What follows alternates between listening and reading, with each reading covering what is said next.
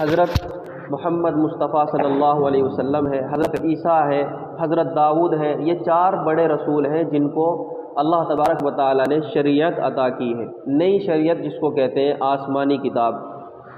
اسی طریقے سے اس مقدس گروہ کی آخری کڑی محمد عربی صلی اللہ علیہ وسلم ہے، جن کو خاتم النبیین بھی کہا جاتا ہے۔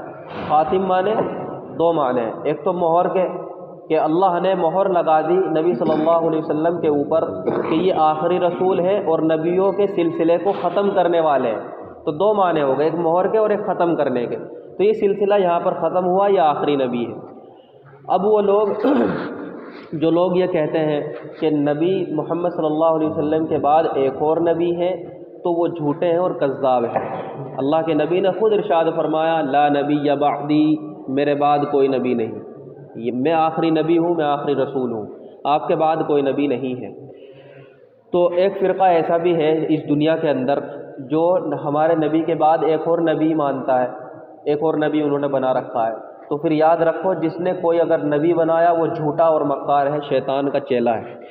تو اس لیے اللہ تبارک و تعالیٰ فرماتے ہیں کہ ہم نے ان رسولوں کو بعض پر فضیلت دی ہے۔ تو سارے نبی اور رسولوں کے ساتھ ایک معاملہ نہیں ہے، کسی کا مرتبہ بڑھا ہوا ہے، کسی کا کم ہے۔